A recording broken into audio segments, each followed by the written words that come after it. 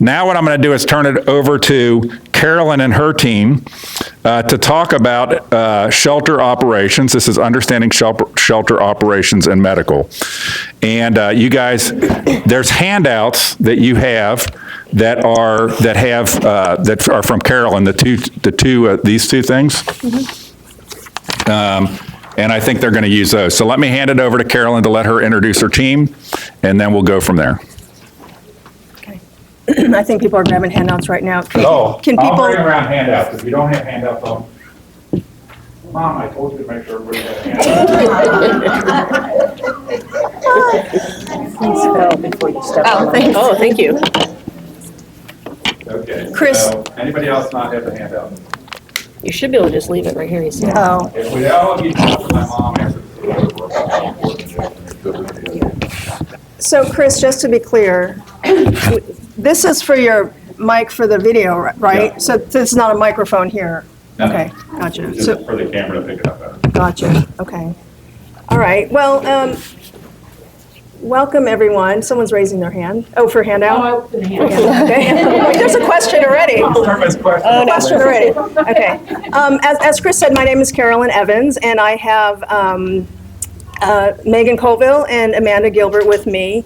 And the reason why Chris asked us to attend today is that we have successfully run the Claremont County Animal Shelter before. We were the executive director, medical director, and shelter director from 2018 to 2020 as Claremont Animal Care. And I see a lot of familiar faces in the room. We have got a lot of folks here that have worked with us, that volunteered with us, that supported the organization. So really glad to see you here. We also see a lot of life-saving warriors in this room, people that I've seen really fighting the good fight in these last couple of years. I will say that Megan and Amanda and I have turned our attention to Hamilton County when it became very clear in 2020 that, in our opinion, we had a difference of opinion on how animal services should be run in Claremont County, and we weren't able to come to an agreement with the Claremont County Commissioners. We felt that there was a need for us to really take our mission and the collective energy that we had towards life-saving to a county that would really embrace it. So we've been running the animal services in Hamilton County for the last 4.5 years at this point. So I think it's important just to briefly mention, I know I don't want to get into a lot of detail here, but to give you some context, because there's a lot of conversation about the budget and what the county's spending and how they're spending it. And quite frankly, when we left Claremont County, the reason why we were not able to come to terms was financial.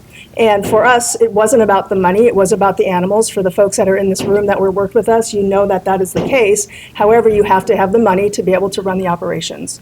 And in 2018, our budget was $310,000 from the county. That is the money that we got from the county, even though we spent $871,000. So as a Humane Society, we were bringing in over $500,000 to Claremont County to run operations. In 2019, we had that same budget. We requested $600,000. We also ran a budget at $300,000. And that second year, we said we cannot do this any longer. We're saving animals and we're killing people, and we just can't do it. Our staff and our volunteers need better, so we asked for a budget increase, and we did get to $419,000 in 2020, and that was our last year of the contract. So those are just the high-level numbers that I want to share with you. I will tell you, in 2021, so that was when our contract would have been renewed, we asked for a budget of basically $850,000, and that was where things fell off. We weren't able to come to an agreement with the county commissioners.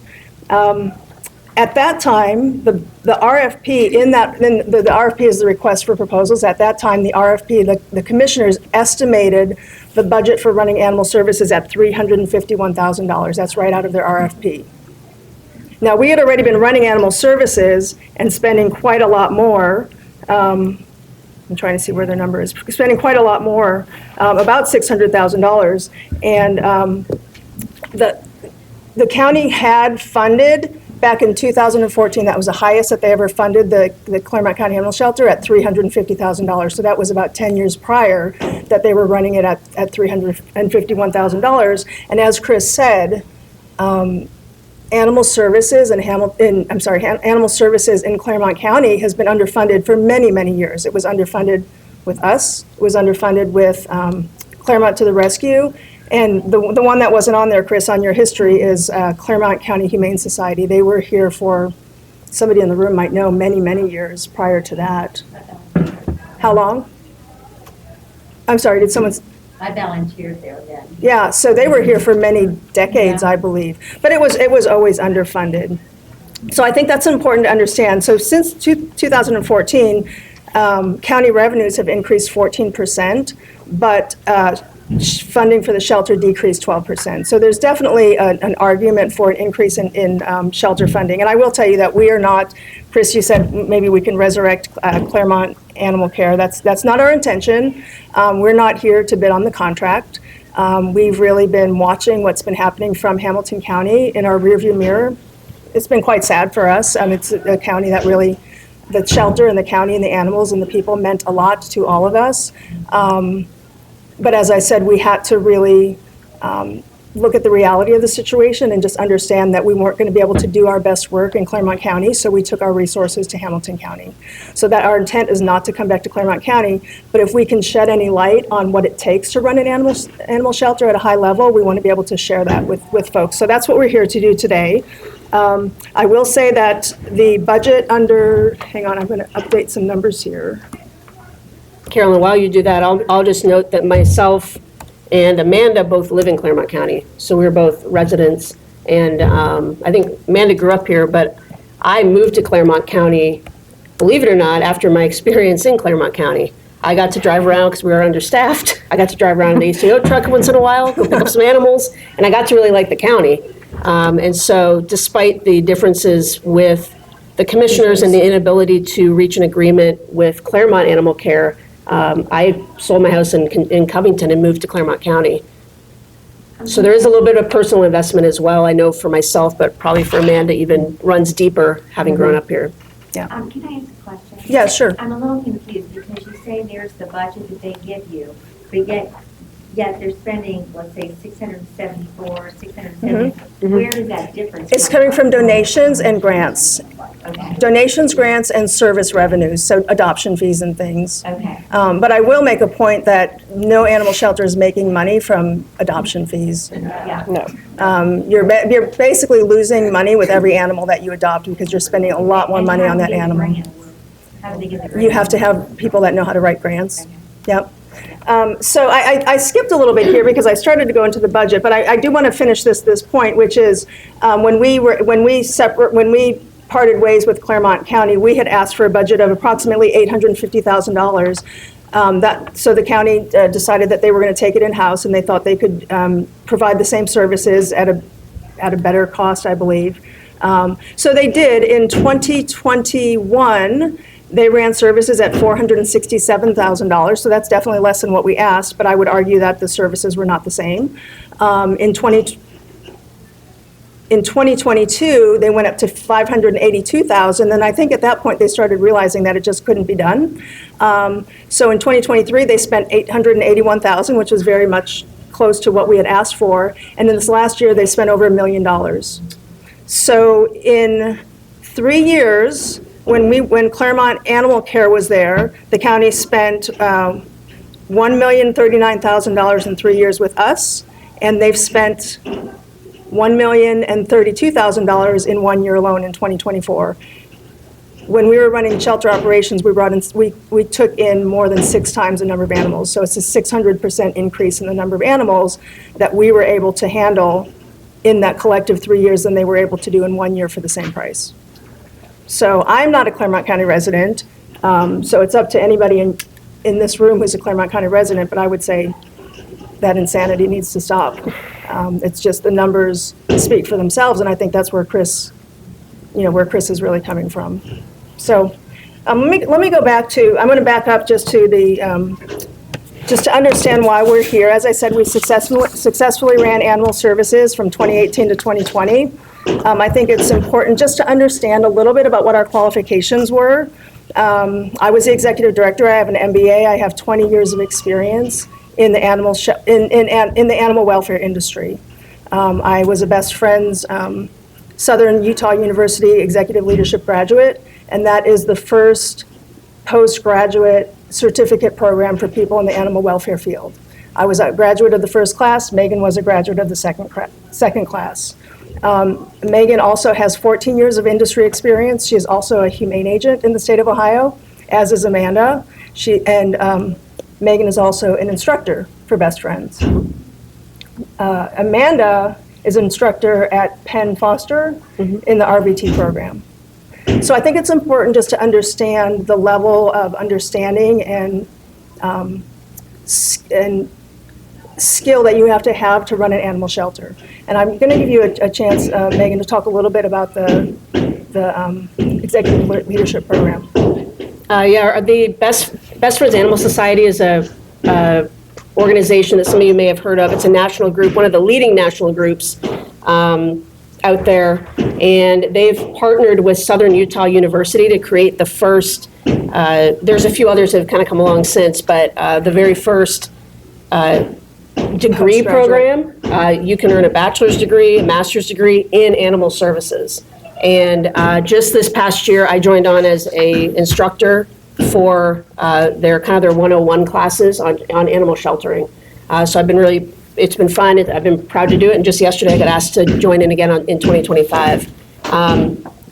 So I think part of what Carolyn said, that the experience to run a shelter is important, but I think that it's to run a shelter well. I think anybody can potentially try to run a shelter, but to run a shelter well, having that experience and having a background is really important to understand best practices and to learn from failures and be able to have a network to work from. So we'll get into some of that.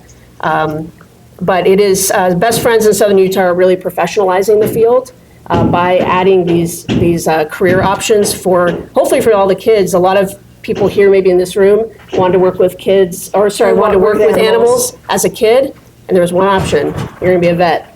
And so we're really trying to turn that around, where animal services is a distinguished profession that people can go after. And if you're running a shelter that is a life-saving organization, likely you have a lot of options there. There's a lot of programming and a lot of ways to get involved. Yeah, and I think the point is that, long gone are the days of the dog catcher and the dog pound. We're the first to say that this hasn't been a field that has been professionalized for a very, very long time. A lot of shelters, there's still some in the country today that really run on that mentality, but there's been this shift to no-kill animal sheltering. And in order to do that, you really need to run the operation, you need to run it well, and you need to run it as a business. So having this Best Friends Animal Society certificate program was really the first in the country of just really trying to understand that you need to have a certain skill set to be able to do that and to do it well, and they're the ones who really launched that initiative to really professionalize the program. That's happened probably in the last 5 years or so. So again, I say that because I think it's just important to understand what it really takes and the level of understanding you need to have to successfully run a municipal animal shelter, which is different than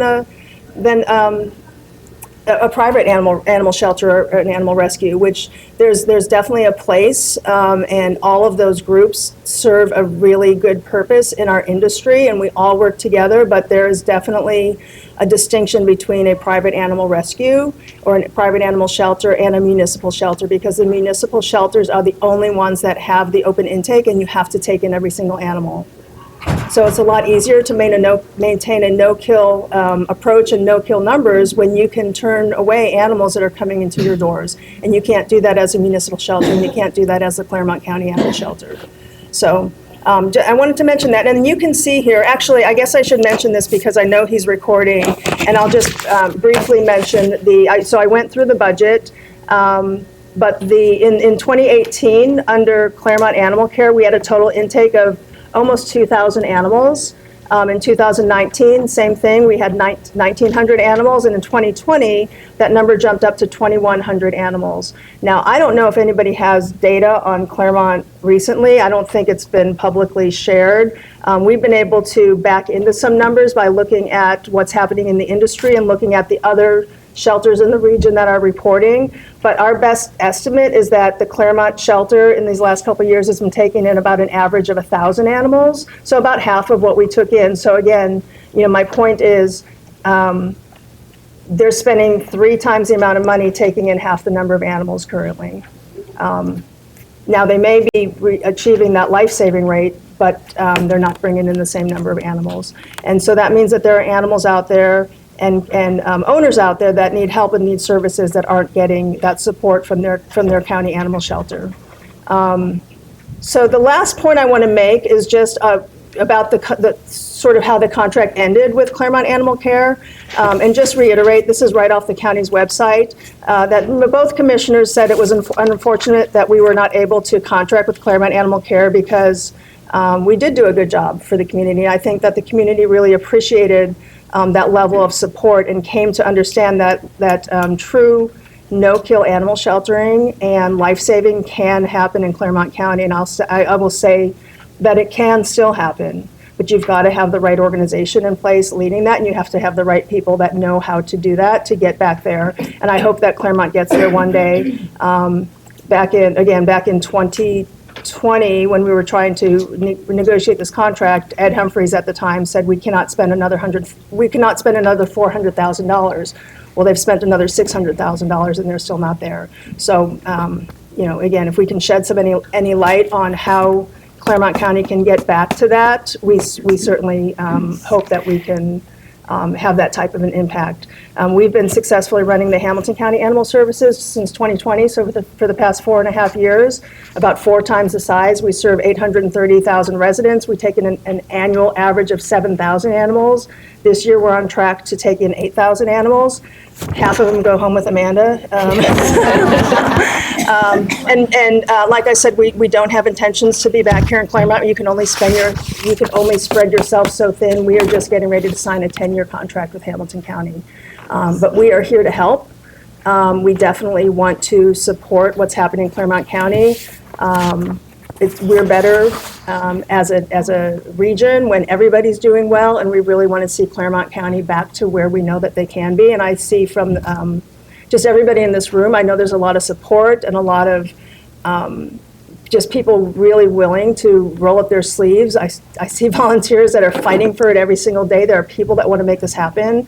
And I hope that you can do that. And like I said, I hope that we can shed a little bit of light on what needs to happen to get you there. And we've got, the next page that I have is just, Chris asked us to put together a list of, I think he maybe said the top 10 things that it takes to run an animal shelter. It ends up being like 25. Yeah, we've got 20. And we really sat down and thought about this, and this is the point. This is not an easy task. Running an animal shelter, running a municipal shelter is not easy.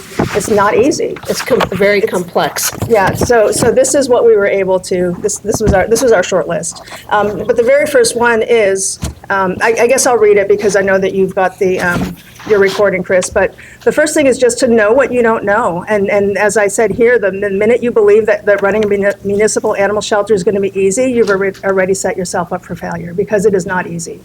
It is a very difficult task. It takes a lot of strategic collaboration across all of the departments, with county administrators, with volunteers, with fosters, and with the public to really achieve that life-saving goal. So it requires people skills, critical thinking skills, business knowledge, composure under pressure, flexibility, agility. When we all just experienced COVID within the last couple of years, it turned the animal sheltering industry on its head. And I think what's really important to note is that things that may be obvious and seem like the logical answer in animal sheltering aren't always the case, because there's just a lot of factors that come into play. Do you have anything to add to that, Megan? I think that obvious answered things, one that I've learned over the last 14 years being in animal sheltering. Yeah. And I think, there's an example is that, when you've got really cute animals that you might want to keep them available for adoption, but you've got it, that to the logical person that makes sense. That's an adoptable animal. Why would you send it out to a rescue? You have to send it to a rescue if you're under any level of crisis, because you have to open up that kennel. And so it may seem obvious, and I understand why people might think that, but you've got to look at things a little differently and understand the dynamics of your entire organization and the entire landscape of the region to make that decision. And again, it sounds a little backwards, but as an example Yeah, it's a of, perfect example. what's obvious. I don't understand what you mean. So when you have a dog, maybe a dog perhaps that's like a golden retriever, that would be one that's we call that in the industry highly Highly adoptable. You'll probably have a line out the door trying to get that golden retriever. But whether it's a golden retriever or not, it is taking up space, it is taking up staff resources, it is taking up food, it is taking up playgroup time, it is taking up whatever, all the resources. And if you think, well, I think I can just adopt it out. For the adoption fee. For the Because you don't adoption. want to give up the adoption fee. Yeah, if you think you can just adopt that animal out and you're going to hold it so that you can adopt it, you're just holding an animal that could have moved yesterday because you probably have a lineup of rescues as well. The point really being, you need to find the quickest avenue out. Maybe adoption is the right option if they leave immediately. Well, maybe, so you're saying that there's other places you can put it besides adoption? Yeah. Because I'm thinking that it's only adoption. No, we'll get into kind of some of the live outcomes, but when you've got every animal that comes in needs to leave. And you've got, the options you have are adoption, return to owner, that'd actually be the preferable one most often. Transfer to rescue, we have a lot of great rescue partners around here. Locally, the League for Animal Welfare is one, but also SAP, Louis Legacy.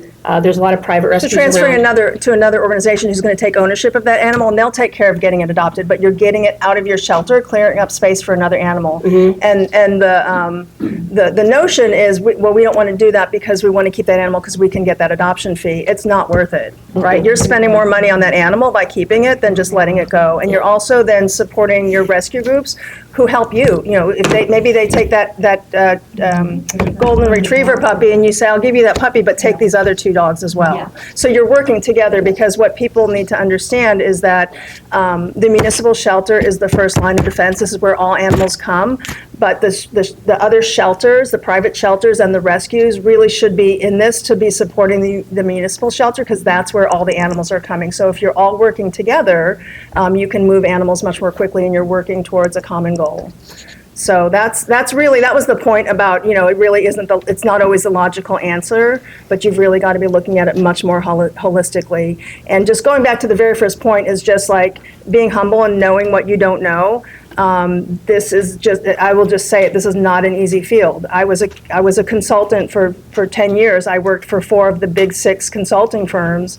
This is the hardest job I've ever done. There's a lot of strategy, forward thinking, collaboration. You have to be able to do more with less as a nonprofit. We're not making money on anything we do. Basically, everything we do, we're giving away. And so you have to be able to stretch those dollars and really think about how you're running an operation to the best of your ability with as little money as possible. So the second one is just, I'm going to move on, the strategic collaboration between field and shelter operations, because the municipal shelter, in this case, not always, but in this case, has animal control. So having regular communication and common goals between 2 seemingly opposing operations. So you've got the folks in the shelter that are trying to get animals out, and you've got officers in the field trying to bring animals in. So you've got to really understand what you're doing to minimize intake while doing the right thing for the community, while also keeping the best interest of the animal in mind. So having that really strong collaboration and understanding of those entities is critical. It's no mistake that my shelter director and my medical director are also humane agents. They're certified humane agents because they understand what the field is going through, and the field understands every time they bring an animal, the impact that it has on the shelter. So that's a really important element of a successful municipal shelter. I'm going to hand over the life-saving piece to Megan. Yeah, number 3 is robust life-saving programming. It's probably my favorite one. A lot of organizations and a lot of people want to be no-kill. That's a real trendy term, and who wouldn't want to be? I don't think many people go into any level of animal services wanting to kill animals, but you can't just say you're no-kill. You have to have proactive outcomes. Euthanasia is an outcome. The animals are arriving, they got to go somewhere. Euthanasia is an option, but if you take that off the table, now you need other options. And you can't just wish and hope and think that they're just going to arrive. You have to proactively be going after those. As I mentioned, the outcome options are the return to owner, adoption, transfer to rescue. Those are your live options. And then you have euthanasia, or an animal might just die in care. We have that. We do have that happen. We have animals that come in, get hit by a car, and they just don't make it. Things like that.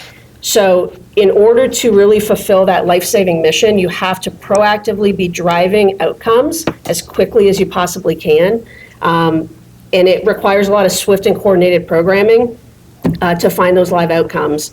I think the big programs that we had when we were in Claremont, they were really volunteer-driven because of the lack of funding. Yep. But they really need, if life-saving is important, it really needs to be, they need to be staff positions, in my opinion.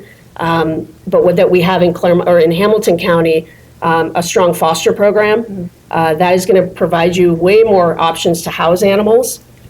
We currently have 250 dogs in foster in Hamilton County right now. If those were all to come back to the shelter, I don't know what we would do. We only have 100 humane standard kennels in Hamilton County. Yeah, 250 animals. Foster is a huge life-saving program. Behavior and training is another one. Animals come in with some quirks. We don't always, especially as a municipal, we don't get to say, oh, that dog, I don't like how it behaves, I'm not going to take it. We have to take it. So trying to figure out, how animals, what we can do to help support animals. I would consider medical to be a major life-saving program. Volunteer programming is also life-saving. Community support. Strong community support to keep animals out. We'll talk about that in a minute, but keep animals out before they even come in. And then really strong outcomes, which really is driven by social media presence, the partnerships with the news media, and adoption promotions, good open hours, things like that are going to be able to just get animals out the door. But again, it's putting these programs in place, making sure they're firing on all cylinders to keep your animals moving and get those live outcomes. The fourth one is prioritizing behavior and training for both safety and health. Behavior and training is what we call it, but it's essentially somebody who knows dog body language, knows dog training, and it is critical to have this if you are sheltering dogs. You have to have a professional on site who knows what they're looking at, and they need to be there daily. And that's again where I'm saying these positions need to be staffed. What we did again in Claremont and what we do in Cincinnati is we actually have a 6-person behavior and training team in Hamilton County, and they are from beginning to end keeping an eye on those dogs to make sure that they are not only doing well. As soon as they start to mentally decline, where those live outcomes become more difficult, but also they need to be safe to handle. If you're just kind of blindly taking in dogs that you don't know and nobody's really prepared to evaluate those behaviors, you're really going to run a high risk of bites or potentially worse.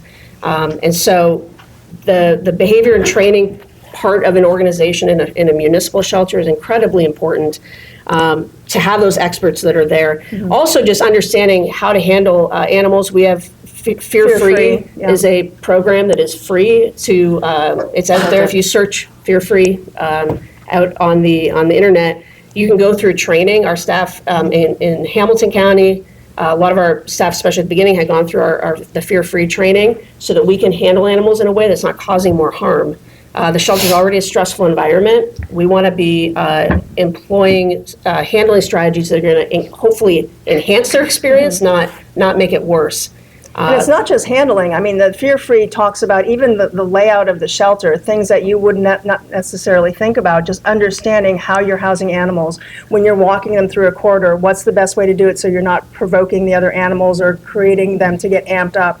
So really just understanding that mentality of what it's like for an animal to be in an animal shelter and minimizing all of those triggers so that you can keep them in the best mental state as possible. And of course, in medical, they're doing that all the time. And then our animal handlers as well, but it goes well beyond just the animal handling folks. Yeah, to understand that mentality of creating a fear-free environment for the animals. Yeah, and this really goes from very beginning. When our officers pick up an animal, they've been trained on how to handle, all the way to our intake staff. So from the very beginning, as soon as hands are on that animal, we are taking notes, we are evaluating, we're assessing, and it is a holistic assessment till that animal leaves. And making sure that we use our behavior team for those dog assessments that we do holistically. We're also using them for matchmaking, trying to find the right fit to find that live outcome. enrichment and exercise. We run play groups every single day. We've had the national group Dogs Playing for Life actually came out to Claremont. We've had them visit us. They spent a week in Hamilton County last October to really train our staff on the best practices involving that. So that behavior and training is, I mean, it's critical for the staff and the animals in care. And just for sake of timing. Yep. You guys, because I want to make sure we have time Sure. for the panel discussion. Sure. And also, I apologize for the people in the other room that were obnoxious. They were actually cleaning up, and I went, can you, like, take the balloons outside and pop them? No. And I just hit the library guy twice to get him to pipe down. I apologize for that. No, we can buzz through. Yeah.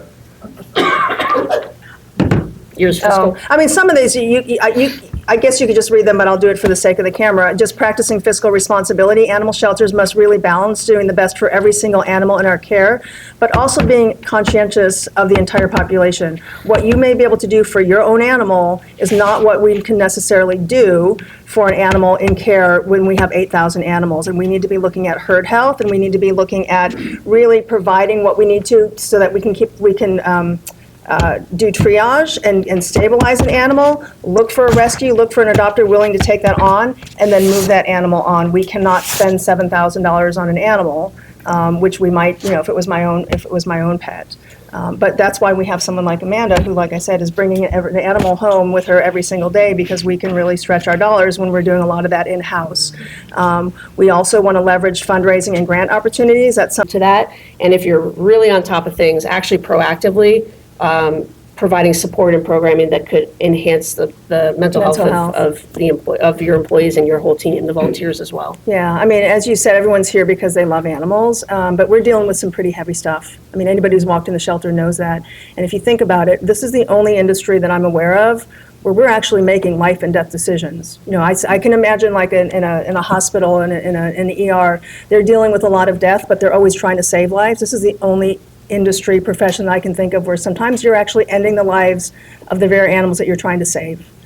There's nothing like it. It is heavy. It is, it's from an emotional perspective, it's really, really difficult for staff and volunteers and fosters even. So being very aware of that and paying attention to the mental health of everybody involved is critical. It's important. It's really a big responsibility of the leadership team. So can you guys take a couple questions? Sure. Yeah. Before you do that, I have something I'd just like you to clarify. I don't know if you did when I was trying to get the people to quit Yeah, making all the noise. But there's been supposition, originally it was you guys wanted way too much money. I think you've been proven that the county was wrong and you were right. Okay, and then I've heard in the commissioner meetings that, the place was infested with mice, you couldn't go in, it was a mess. And now it's like the smearing of that it wasn't being run efficiently to distract from that they're spending more money than ever. Yeah, Could you mention just how you felt when you left the shelter and the condition of it and so forth? Well, I would say a couple things. One, we are not aware of those types of complaints or concerns when we were at the shelter. In fact, I put it on the sheet. There were the comments when we weren't able to come to an agreement with the commissioners.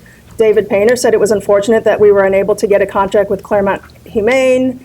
I want to thank all members for a job well done providing animal care for the citizens of Claremont County. And then Commissioner Humphrey said it's very unfortunate we cannot come to an agreement with an organization that has provided quality service over the past 3 years. That's our take on how things were. I will say that there were mice in the building at the end. I actually went back because after I heard that comment from somebody in one of the commissioners' meetings, I went back and looked at my email messages from 4 years ago. And there was a text that I sent to the facilities director at the time in September, right before we left, so 3 months before we left. And I said, hey, can you please send out the exterminators, because the building that was happening, the construction that was happening behind the shelter was stirring up all of the mice and sending them into the building. So we were aware of that at the end. And then I do believe that I heard that the commissioners came in to look at the facilities. They probably did it 4 or 5 days after we were gone, because we left on New Year's Eve. Yeah, which was a Thursday. It was a Thursday, so they probably came in the following week. So I would guess I don't know what kind of cleaning or handling was done in those 4 days that we were gone, but you can walk into a shelter the next morning and it's not going to smell well. You have to have people on top of that, so that was probably 4 or 5 days after we left. So why don't we try to do a quick, obviously we're running behind. I want to make sure to do the panel discussion for people that came to that, to do that, spend some time. We can stay, if you have to leave, because you can't, so be it, but just make sure you turn in your keypad. Quick questions for these guys. I think this is a fantastic list. The county should use it. My question, I do It want was to a- thank was a question. you for coming There was a in. request to bid, as I understood, there was like three places that put a bid in, not just them, but I think another organization. But, so that process of putting bids in, the county's not even doing that anymore. Well, so the county has said that they are going to do a bid on the shelter. I get super irritated, if you go to public participation with people that bring up other stuff at public participation, because I think that's number one. Until the county can acquiesce that there has to be a non-governmental operator, nothing else is gonna matter. People that come in there saying like, well, if you just hire more people, if you just get some kids, make a Facebook page, that's not, those are puffery around. But they've said, but they have not done anything so far, which is, I'm very suspicious of, because it's an election.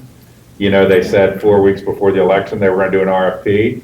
I get up there, I think you've told me the RFP from before wasn't a perfect RFP, but I like to get up there saying, you already have an RFP. The issue was the money associated issue was with the money. it. So why are you taking so long to issue a new RFP? And it's because they don't really want to do it, right? Absolutely. And it's so stupid because they clearly can't make it work. They can't, just the lack of ability to do fundraising at any competent level. I don't even know how government does fundraising, per se. It's just not where you give your money to. And not to go on a tangent, but if you look at it, who would give money when the story's all over the place is people gave money for the whatever washing machine and the this, and it doesn't get spent. Why would I give money to an organization that doesn't use the money for the purpose I did it, or lets it sit there for 18 months? Okay, other questions? So what is our collectively group here? How do we make the commissioners What's a question for that? do that? How do we get to the, That- how do we convince them that that's what we Come need to do? public Yeah. participation with Just keep me going and every bitch up, be out there, what, Pounding okay? and pounding a So, but certain- questions for them, we can Yeah. do that at the end, but whatever the action plan, questions for them, you had your hand up for a question for them. Yeah, what I wanted to know is, I'm in a vacuum here because I don't know how other shelters operate anywhere, ever. So is it more common to outsource it to somebody like you guys? Or are there counties out there that do run it themselves, that are successful? I think that benchmarking, we know where you were. I was one that wrote letters that said, don't do that. So let's just for time, let's Yeah. let them answer the question. Yeah. Yeah, I don't have the stats. I'd say it's a mixed bag. It's a mixed bag of municipal shelters that are run by counties and run by humane societies, and there's a mixed bag of results as well. But I would say, just looking at what's happened in Claremont County, as I mentioned, what they spent in 1 year, that's what they paid for Claremont Animal Care in 3 years, and we brought in 600% more animals. Those are real numbers here in Claremont County. Okay, I'll say- another question here. I think Megan has a responsibility. I was just go. very quickly was going to add that it depends a little bit, I think, as well on what the community is like. There's some really rural counties that only have like 8 kennels. They could probably run that themselves, maybe, I don't know. But when you're dealing, Claremont County is a large county, and it's in a suburban setting. I know there's some rural aspects as well, That but would be a great thing to get a thing of counties and then by size, because that could be a factor, like large counties. It's the size and it's what they want Like to say, do. they took Yeah. like Cincinnati, Dayton, Columbus, Cleveland, or any of Yeah. those have a government-run shelter. because I think what's important to keep in mind, no matter the size, the requirement's the same. So if you're that 8 kennel size, or you're in Hamilton County taking in 8,000 animals, the law, the ORC still requires the same thing. So it's really, what does the county want to do above and beyond that? Are they willing to pay for it, or will they outsource it? And I think it also depends what the community wants. I mean, from what I've seen, the community's been pretty loud and clear about what they want here in Claremont County. And I think we've also proven that it can be done.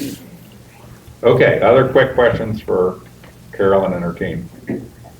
So, I I just want to say thank you. Like, we adopted a dog during your tenure there. And the shelter was very clean and well-run and had a great reputation. The social media posts, that's what actually drew us there, was a specific dog. So you guys did a wonderful job, and it's like a total turnaround now, which is super sad to see. But I wanted to just say thank you for the time Appreciate and the work that. that you did there. Thank Yeah. you. Yeah, I mean, we're proud of what our team did, and like I said, in our perspective, there were no concerns about animal care or cleanliness of the shelter, and they were never brought to our That's just attention at the made time. up Stuff now, I think, yeah. All right, Robin, quick I question. would say, if you did this again, I think it's nice that you did this at the beginning, but I think it'd be good to do it again, not that we have time after they Yeah. speak. And you see it, I think you're gonna see a different number on some of those questions. Yeah, and so, yes, I think that's true. So, closing comments that you want to make? I don't have any closing comments. And now it's a surprise to me that you said, now you have your list of 20. You know, we talked on the phone that I said that you should have a list of 10, so they gave 20. Okay, so, you know, It's hard. it's, you know. not easy. I want to know when they were having the discussion, when they're like, screw his 10, we're doing 20. But thank you guys very much. Thank you for your commitment. I'm sad to hear that you said you're not going to bid. So maybe reconsider, don't you think they should reconsider whether they did? You know, in that mix. So, I think if they really loved animals, they would bid. Okay, so, thank you guys very much. If